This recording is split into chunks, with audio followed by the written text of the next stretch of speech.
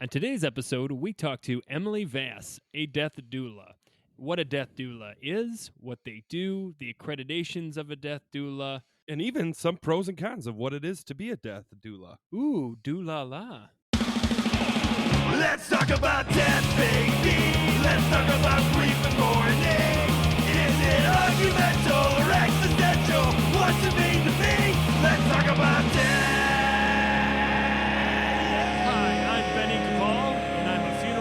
And I'm Nicholas Capal, a psychologist. Hey, Nick, let's talk about death. Let's do it.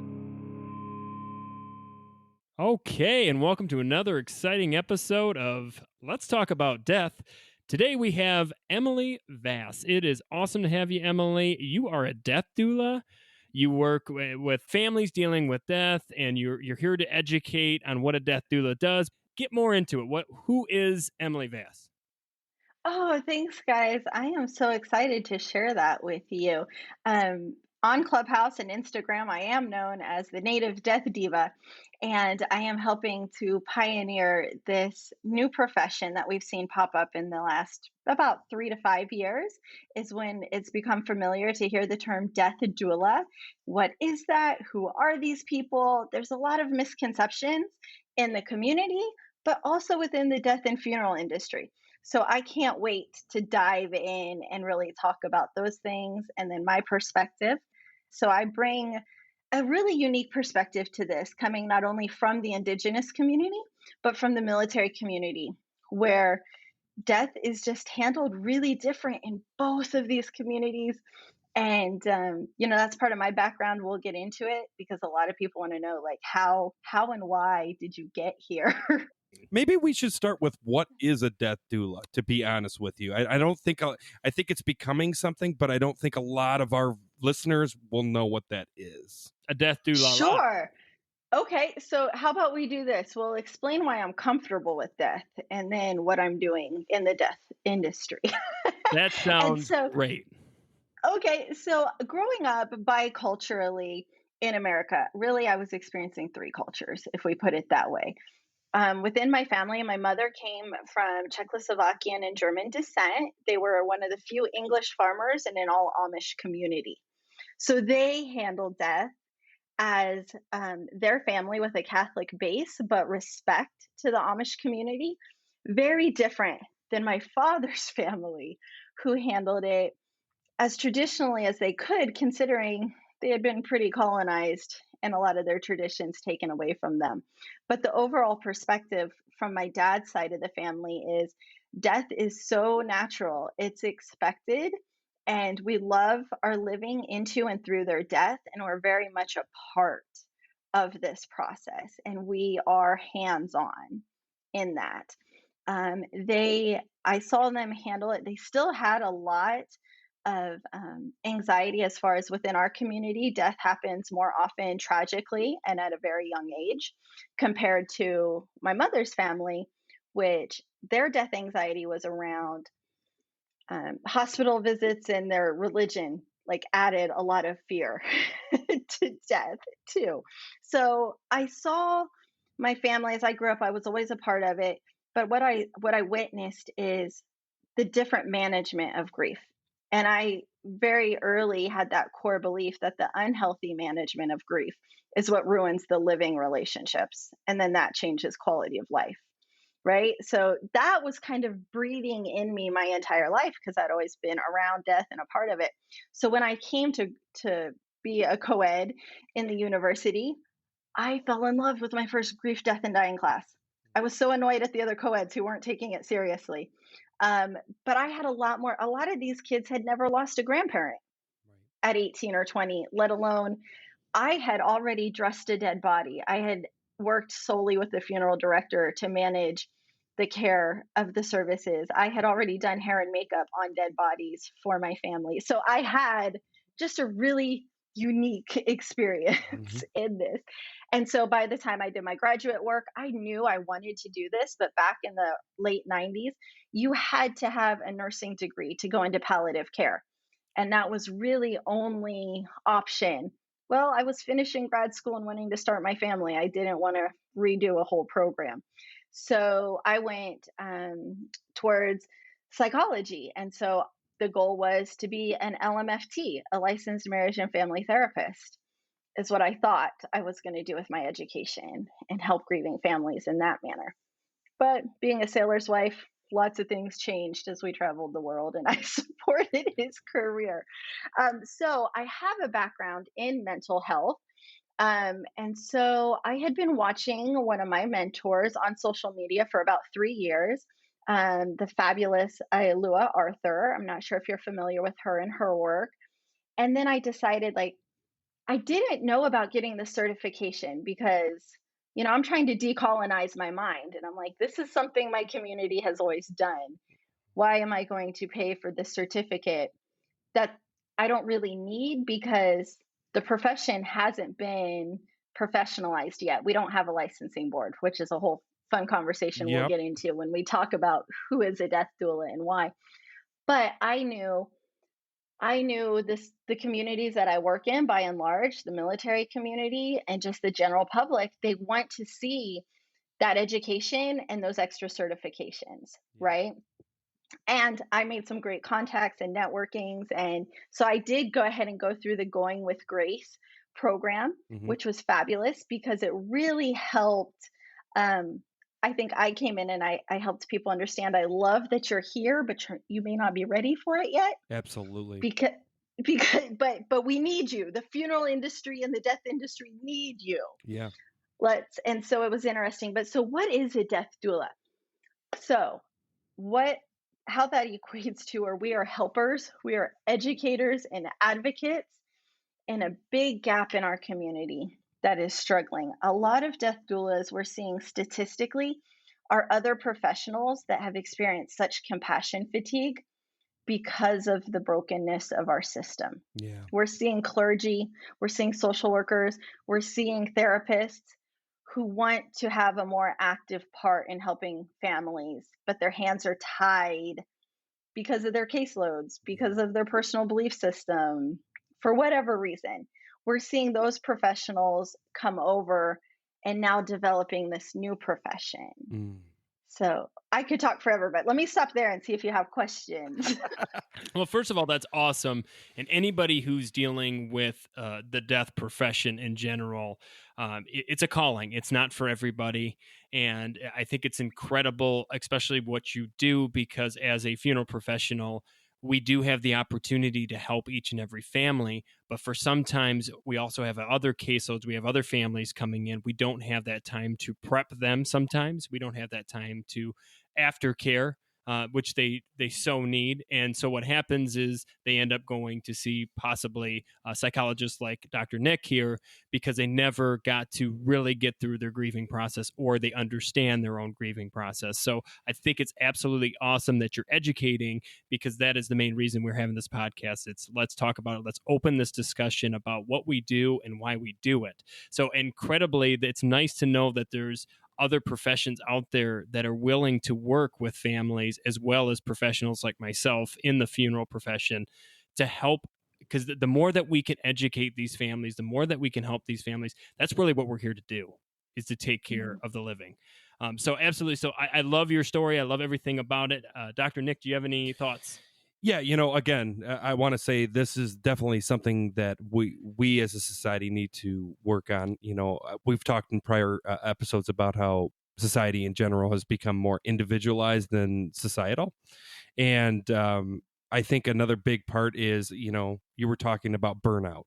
And I think burnout is a big thing for anybody dealing in the death industry. I think there's only so much we can give. And at a certain point, if we're not careful, we give too much. And then I think that we bring it home, we become depressed or anxious. I think it brings up our own existential angst. That whole idea that, we work with death on a daily basis, but you can't help but bring it home to your own thoughts. What is it going to be like when I die, or my brother dies, or we're identical twins, so we have a special bond that most people would not be privy to unless you're a twin. That they talk about ESP and all that stuff, but it's deeper than that. I think that's part of my soul is Ben, and vice versa. So I guess what I'm saying to you is, I've been told through my schooling, I've actually had professors tell me not to go into specialize in grief and loss because A, there's no money in it, which I thought was terrible being told that, but B, also that everybody knows how to grieve. And to me, that was terrifying to hear because even as me, a person that's been around a fourth generation funeral home, basically lived around death, I still have questions and concerns, and I'm still working on me and how I feel about it. So again, I think this is all part of the stigma that's attached to death. You would know this very well working in the death industry, but I also think it's a deeper thing that most people just don't know. They don't want to talk about it. They don't want to know the answers. And I think it's beautiful that you're out there helping educate people. Oh, thanks, guys. How do you, as a death doula, take care of the actual individual that is dying? Excellent question. So, if we are blessed to know at diagnosis that we have this exit window, this luxury of an exit window, we can sit with this person and really address, what is your death anxiety about? Is it about leaving your affairs messy and chaotic for your surviving spouse or your children?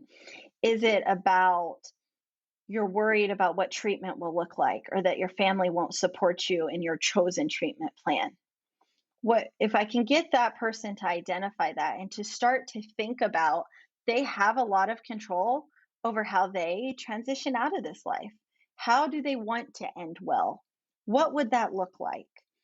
And because we find that a lot of individuals, their family is going to tell them, stop talking like that. We're fighting this. We're getting treatment. And the dying person says, I'm tired. I'm ready to go. I feel it in my spirit.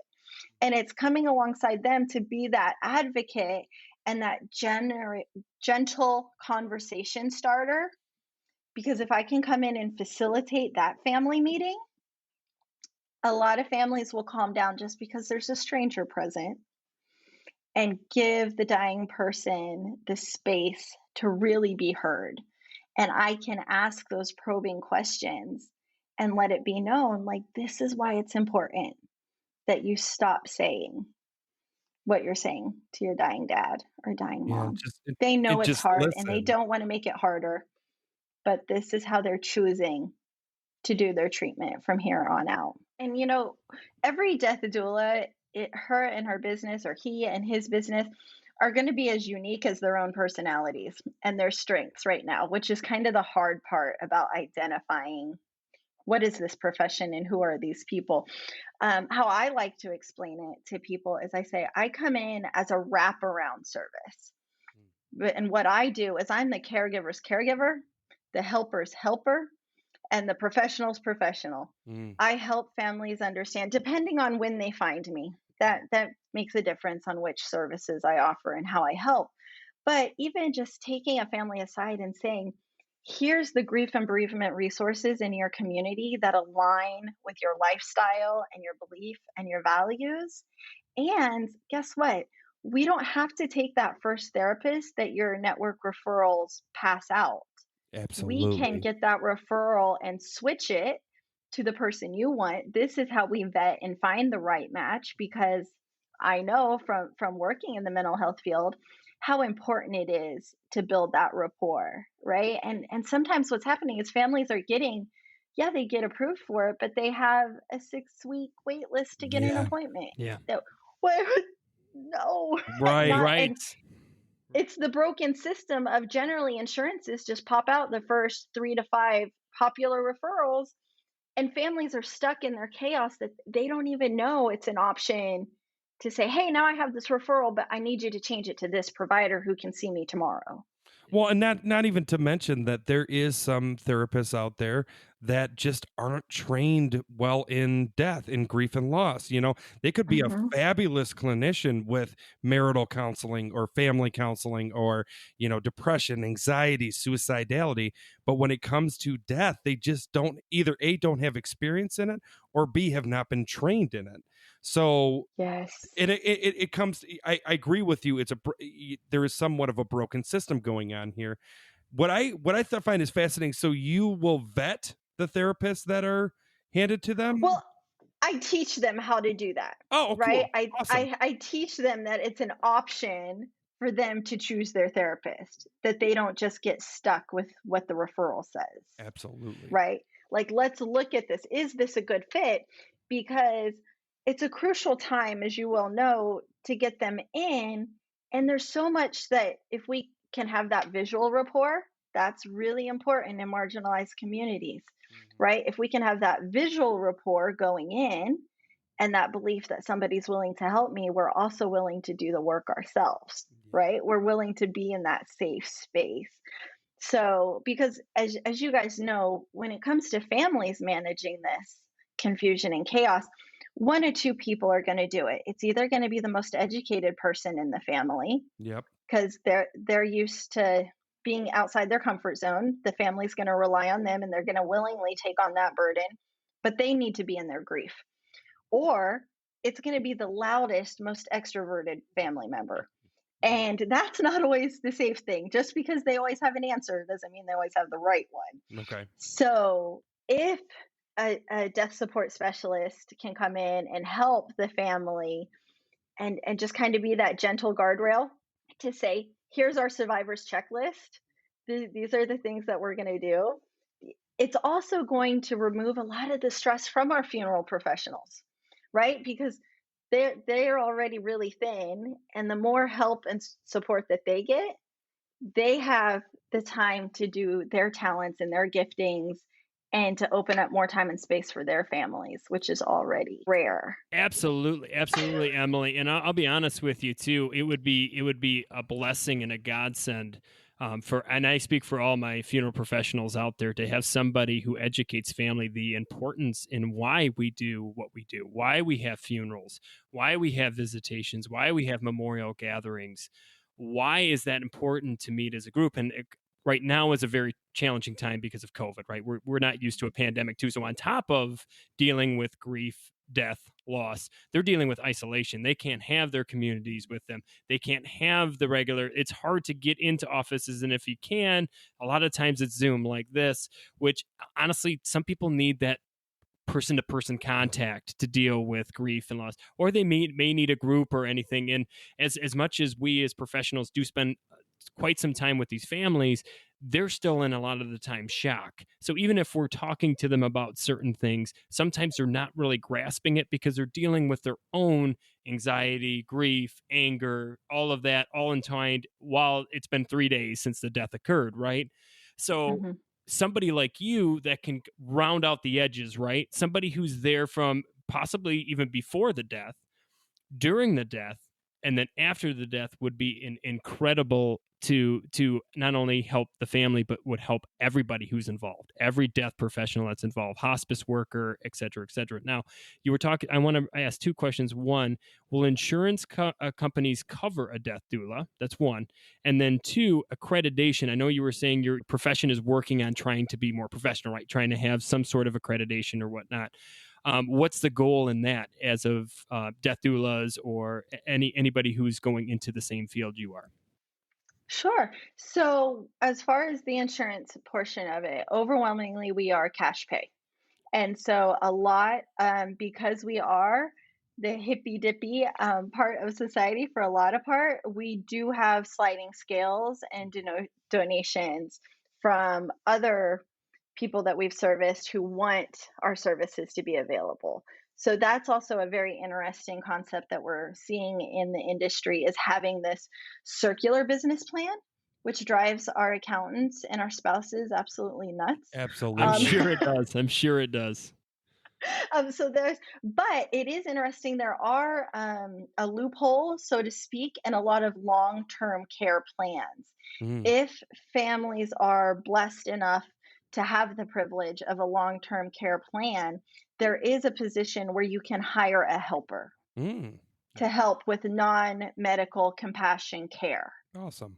So we're hearing about that. That's not quite a standard. It's just a possibility that some people have come across. But overwhelmingly, at this point, it's a cash pay for our clients. Not to mention that you're kind of stigmatized in two different areas. You're stigmatized in death, and you're also stigmatized in therapy, because coming from a very old school traditional city that I come from, there is still this misunderstanding that therapy is a sign of weakness.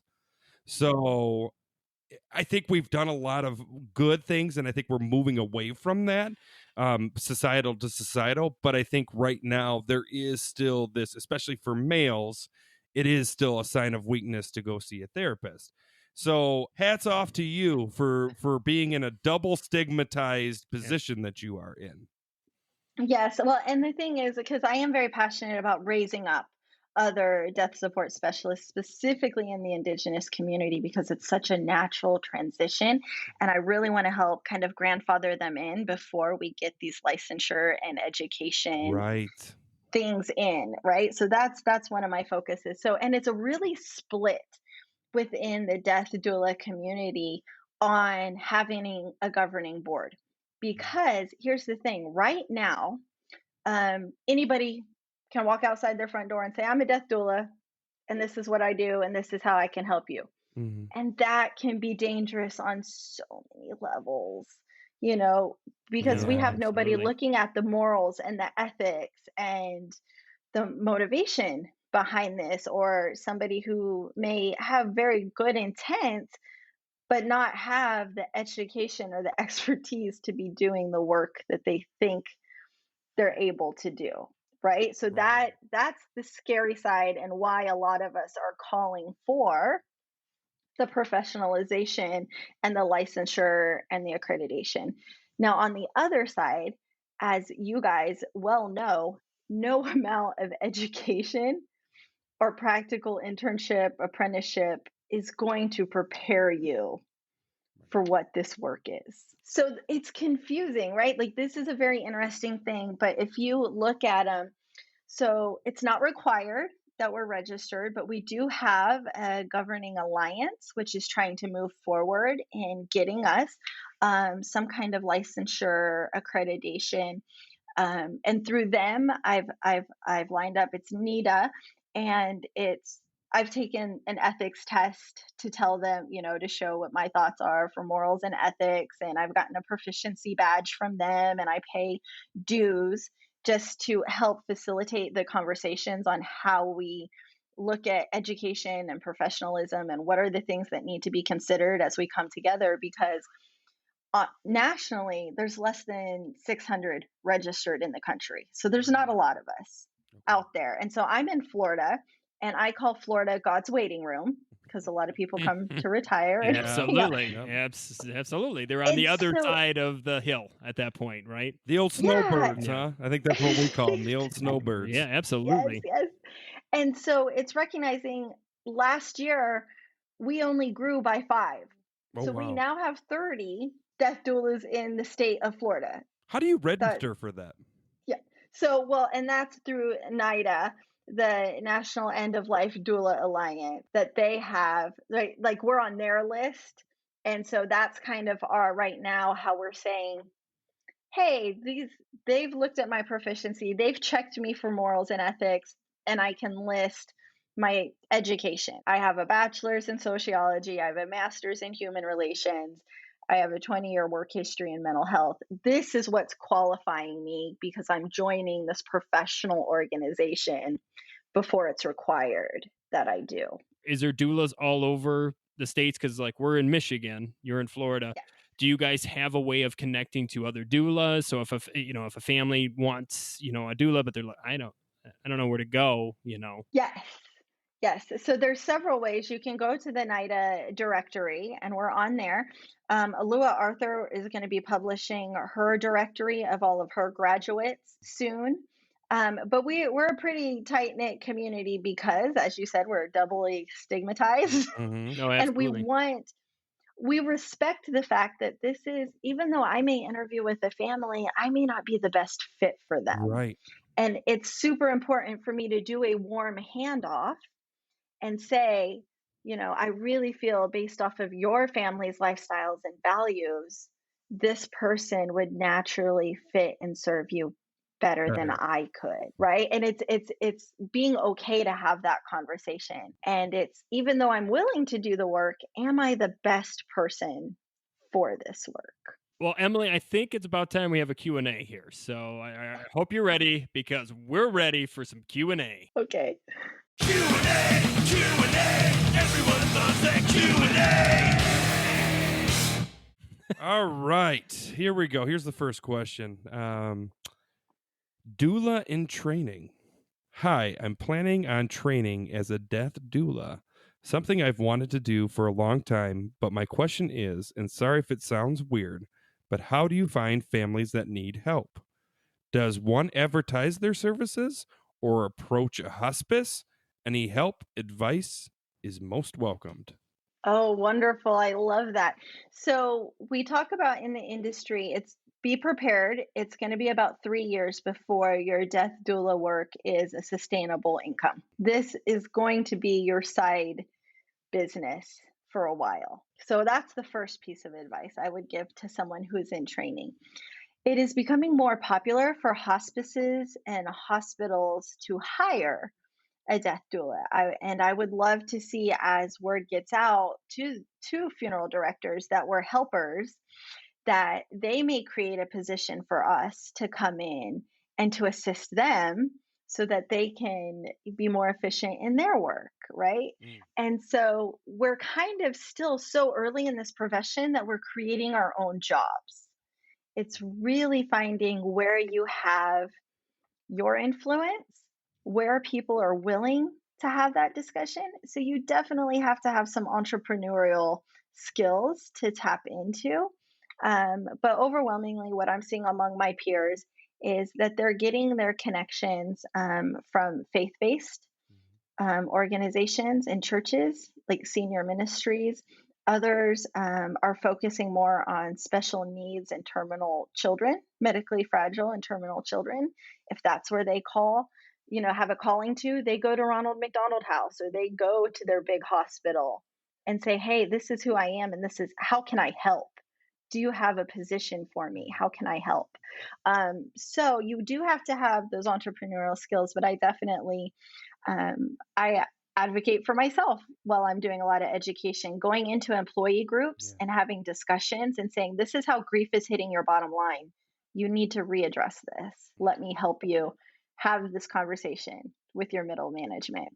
And then connecting with your local funeral homes and counselors too, because a lot of times the counselors and the therapists, they give homework, right, for their grieving clients, but who's at home to help hold the hand and make sure that front room gets cleaned out this week, right? Like a family could hire me to come in and go through the survivor's checklist, or say, hey, what did your therapist suggest you work on?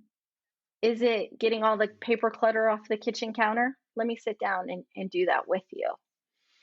So yeah, you have to have the entrepreneurial skill to find those jobs yourself. I like what you said there, and I really like what you mentioned about not necessarily helping the families, but also the professionals in what they're doing, because a lot of death professionals get overlooked, and they don't realize that we have feelings too, we have grief too, and we become part of these families as well. And we go through a little bit of the grieving process at times with them, and sometimes we do get left in the back. Get out of here, funeral director. We'll get to you when we need to. And Dr. Nick as well, the psychology field. I'm sure you feel the same, that you sometimes get overlooked, that you actually need help too, with your own grief and loss.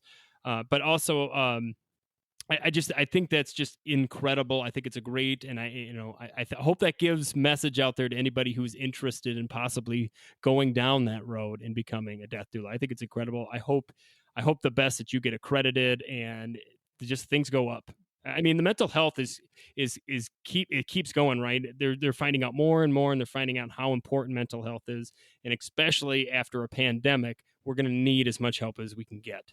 So, Dr. Nick, do you have any thoughts on that? I was going to ask you obviously with HIPAA and stuff like that, we got to be careful what we talk about. But most important thing, have you noticed an increase since COVID with your line of work?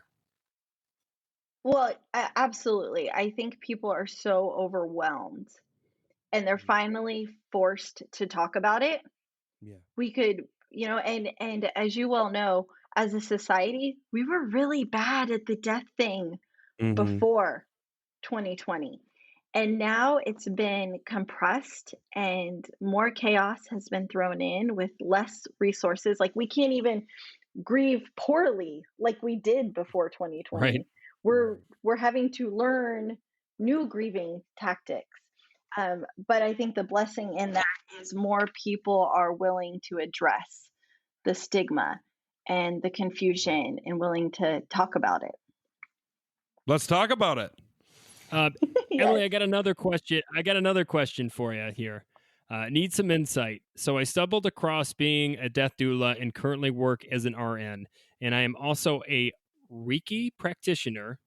I enjoy caring for the dying person, and I'm wondering what the role of a death doula is. Can you tell me about what you enjoy most about your work? What don't you enjoy about it?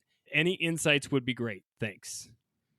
Oh, wonderful. So, yes, I think this person is an excellent candidate, bringing so many things. She's bringing the science mind, being a nurse, but also being a Reiki practitioner, which is energy healing and movement, is particularly amazing for this field because it's our belief that touching and using our voice, like those are the senses that are going to help people transition at the end, right? Like there's this Hollywood idea that we're all going to have these last epic conversations.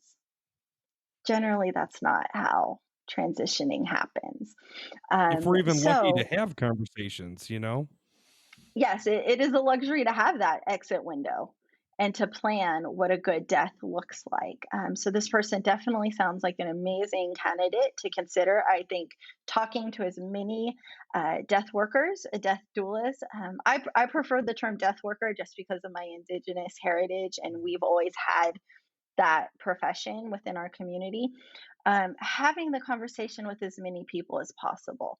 What I love is being able to come in and help families have that sense of comfort because they're trying to function in chaos and it's not going to happen. They're compounding their grief, right? And if I can come in and help deter that and give space, let's sit with these feelings, let's be with these emotions, let's not act out on our family members who are also confused and grieving, right? Like I love being able to guide them to the therapist who can do the heavy work with them, right? To help them facilitate those uncomfortable conversations. I always say I'm a conversation starter. I help facilitate that. I love sitting vigil with families. I'm currently in mourning myself, so I'll take a year off of sitting vigil and being with families at the transitioning. But I know it sounds weird to say this, but I love being with the families during active death to help them understand, to let them know what is coming, what is natural, and to help deter their death anxiety. Because if they can have an educated understanding of what's happening and that this is normal and expected, then they're not going to be in panic. They're not calling the EMTs in when we already know what the plan is, right? We're not re-traumatizing ourselves by the first responders doing compressions until somebody in the family calls it off. Like that is more traumatizing, right? And so it's being able to have those conversations with families and prepare for a peaceful transition and helping them understand, because as you guys know, it's been about over 100 years since people have naturally died in their homes. And so we don't have the skills that we used to have. So it's being able to reintroduce, this is very natural and very healthy, and this is going to help your grieving process if we're aware ahead of time rather than just experiencing it and reacting. That's where things get dangerous from a mental health standpoint. Right. What I don't like about it, the invoice and the billing and the collecting money, for me, it should be community care. But at the same time, at the end of the day, my family needs money. Right. So it's having my bleeding heart be a businesswoman. And for that, I've just had to delegate that business administration out so that I can be the heart and the face of it. And then I have someone else who handles that business administration because that's the hard part for me. Oh, absolutely, and I can tell you from any death professional that we all feel you on that. It's the toughest part to also realize you are a business too, and the building has to stay open, and you got to feed yourself and your family too. So, how do people get a hold of you? So, if someone has a question specifically to you, Emily, how can they get a hold of you? Where can they find you, et cetera, et cetera? Yes, of course. Well, and social media is a newer thing for me, but 2020 has changed how we do business, right? So we Instagram at Native Death Diva. You can email nativedeathdiva@gmail.com. Those are probably the quickest ways. I have a website that's up and coming, nativedeathdiva.com, but it literally says right now it's under construction. So, because before I really didn't, I had so much in my community, I had more than enough to handle. However, with the switch of 2020 and then myself going into mourning and dropping over half of my services, I'm kind of acting more as a death matchmaker, if you will. Okay. A consultant. Yes. And then I'm doing a lot more education for bigger groups, like I said, employee groups, doing a lot of speaking, and it's giving me time to work on. I have a ebook coming out. That's my comfort care plan, which is going to be something that people can write down how they want to be comforted. Their future grievers can can forgive themselves when they look back at their loved ones' handwritings with the instructions of the sounds and the things they wanted to feel and hear when their voice had left them. That's a beautiful thought. I never really thought about that. We spend a lot of time making birth plans, but we don't spend a lot of time on making death plans. That's fascinating. It's a good thought. Yes. Well, there's death planners out there, and which people are confused by that, but still, I didn't find one that had enough prompts in it that really took it deep. Like, it covers the legal and the medical, but there's nothing out there handling the social emotional. And that's the conversation that I'm starting. How can grievers really know, because at the end, that's what a lot of grief is about, is did I do enough? They don't have that affirmation, right? But if we can create this tool to have the conversations, it's going to be reassuring to say, hey, I used their favorite blanket. I played their favorite music or burned their favorite scents. I told them the favorite stories. Hey, I protected the space from that annoying relative coming in and running their mouth, right? Like, that's what my comfort care plan has. Like, there's some people I don't want at my deathbed. Right. Yeah, you don't want to get that. You don't want to get that pink slip, right? Like, sorry, I don't want you by my deathbed. Sorry, Well, I think it's amazing from your families. I think you're doing a wonderful job. Just keep it going. I'm sure Death Doula will be a normality soon. Thanks, Emily, for being with us. Of course. Thank you, guys. Well, I thought this was a very interesting episode, and I'm glad that she was on the show. Honestly, I've heard of death doulas, but to what extent and what they do and where their profession is at right now, I had no idea. It is a death professional. Like, it's awesome to know that there's others out there that are willing to help the grieving process and the dying process as well. But to all of you out there, thank you for tuning in. If you have any questions or you have any thoughts, you can email us at letstalkaboutdeathpod@gmail.com. You can check us out on Spotify or Apple Podcasts, anywhere you listen to podcasts. Leave us a review. That helps out a lot. And keep tuning in, because if you ain't talking about death, You're not living.